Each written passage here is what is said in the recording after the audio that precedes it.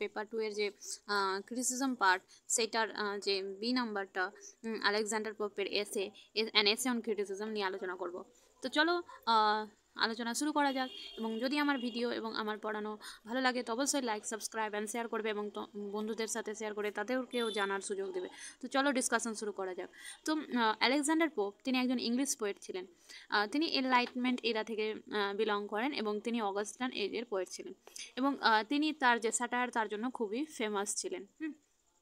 তো এবার Alexander pope যে তিনি প্রমিনেন্ট ফিগার ছিলেন ইংলিশ পোয়েটদের মধ্যে। আর মানে 18th সেঞ্চুরি, আর্লি 18th সেঞ্চুরির, এবং তার যে স্যাট্রিক্যাল এবং ডিসকার্সিভ পোয়েট্রি তার জন্য তার কিছু ফেমাস ওয়ার্ক হলো rape of the lock, the Dunciad, an essay on criticism, an essay on man. আর রেপ অফ দ্য লক এই পোয়েমটি আমি আলাদাভাবে ডিসকাস করবো। আজকে আমাদের যে মেন ডিসকাশনের টপিক সেটা হচ্ছে অ্যান এসে অন ক্রিটিসিজম। তো এই যে অ্যান এসে অন ক্রিটিসিজম, এখানে আমরা টোটাল পাবো 3টে পার্ট। আর আমরা জানি আলেকজান্ডার পোপ ছিলেন আলেকজান্ডার পোপ যে ক্লাসিক্যাল রাইটার তাদেরকে ভালোবাসেন এবং ক্লাসিক্যাল রাইটারদের লেখায় খুবই রুলস থাকতো, মিটার ইউজ হতো।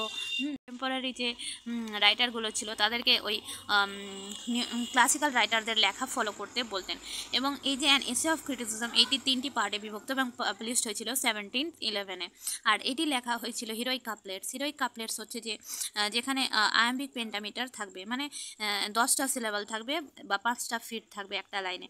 তো এই যে হিরোইক কাপলেটে লেখায় যে অ্যান এসে অন ক্রিটিসিজম, এখানে আমরা কিছু ফেমাস লাইন পাবো, যেমন to err is human, to forgive divine, a little learning is a dangerous thing. তো এই যে কোয়ার্টেডগুলো, a little knowledge is a dangerous thing, তো এই যে কোয়ার্টগুলো খুবই ফেমাস কোয়ার্ট এক্সাম পার্সপেক্টিভের জন্য। তো যে ভার্স এসেটিতে আমরা দেখতে পাবো যে কীভাবে তার সময়কার যে রাইটার বা ক্রিটিক্সরা বিহেভ করে। এবং এই যে পোয়েমটা পোপ লিখেছিলেন, তার যে ক্রিটিসিজম, এটা ছিল এক ধরনের অ্যাডভাইস, মানে তিনি দিতে চেয়েছিলেন তার সময়কালীন রাইটার বা ক্রিটিক্সদেরকে। তো পোপ যে এই এসেটাতে তিনি ডিফেন্স করেন নেচার এবং উইটকে, এবং এই নেচার যে ওয়ার্ড, এই নেচার ওয়ার্ডটি ইউজ হয় 21 বার এবং উইথ এই ওয়ার্ডটি ইউজ হয় 46 টাইমস। তো চলো এবার আমরা পার্ট অনুযায়ী ডিসকাস করব। তো এই যে পোপের যে অ্যান এসে অফ ক্রিটিসিজম এর প্রথম পার্টে পোপ এক্সপ্লেন করেছে ক্রিটিক্স এবং রাইটারদেরকে যে তাদেরকে অবশ্যই যে পোয়েট্রি লেখার রুলস সেটা অবশ্যই জানতে হবে, কিভাবে অ্যানসেন্ট গ্রিস বা রোমের রাইটাররা পোয়েট্রি লিখতো, সেই রুলসগুলো অবশ্যই জানতে হবে এবং সেগুলোকে ব্যালেন্স করে পোয়েট্রি লিখতে হবে। এবং মানে নেচারের, মানে মানুষের প্রকৃতি বুঝে পোয়েট্রি লিখতে হবে, নাকি ন্যাচারাল অ্যাসপেক্টের উপর পোয়েট্রি লিখতে হবে, এটা পোপ বলতে চেয়েছিলেন। এবং যে তাদের সেই পোয়েট মানে ক্রিটিকরা, তাদের মধ্যে গুড জাজমেন্ট এবং উইট থাকতে হবে। আর মানে রাইটারদের জন্য খুবই গুরুত্বপূর্ণ মানে রুলস মেনটেন করা। আর তাহলে কি হবে, এটা যে ক্রিটিক্সরা থাকবে তাদেরকে কখনো যে নতুন অ্যাপ্রোচে বা নিউলি যে ডেভেলপিং ট্রুথ সেগুলো বুঝতে সুবিধা করবে। ফোকাস করেন যে ক্রিটিক্স এবং ক্রিটিসিজম যে থাকে সেটা ইনএফেক্টিভ বা ইনঅ্যাপ্রোপ্রিয়েট হওয়া চলবে না। কিছু কমন মিস্টেক তো থাকবেই, কিন্তু যে মানে এই যে যখন কোনো রাইটার বা কোনো ক্রিটিসিজম করবে তাকে জানতে হবে যে মানে যে রাইটিং তার পার্টটাকে তাকে জানতে হবে এবং তাকে ভালোভাবে যাচাই করার পর তাকে ভালোভাবে অ্যাটেনশন দিয়ে তারপরে সেই টেক্সটটাকে জাজ করতে হবে।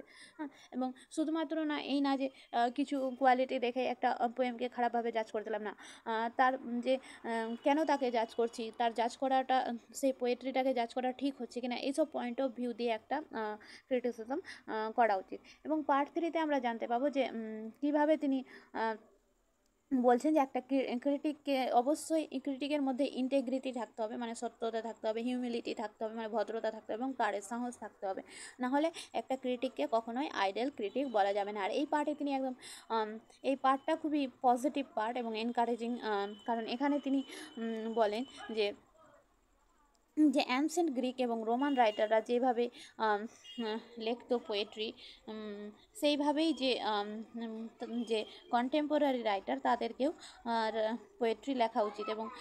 এবং এবং যে বেস্ট ক্রিটিক যারা হবে তারা হবে রিফ্লেক্টিং, তাদের ওয়ার্ডগুলো একদম কেয়ারফুলি তারা ইউজ করবে এবং তারা জানবে যে কীভাবে তাদের ওয়ার্ড অন্য রাইটারদেরকে ব্রেক করবে না বা অন্য রাইটারদের ক্যারিয়ারকে ব্রেক করবে না।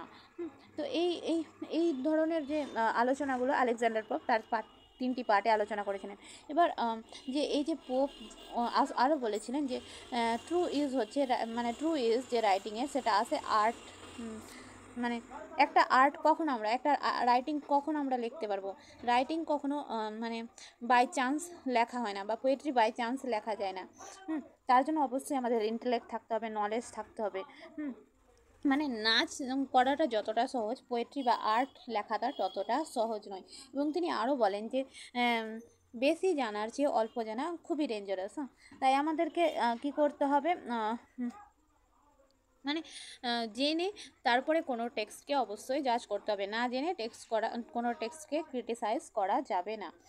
তারপর তিনি আরও বলেন যে টু এর is human, to forgive is divine, মানে ক্ষমা করে দেওয়া হচ্ছে ডিভাইন পাওয়ার, সবাই ক্ষমা করতে পারে না।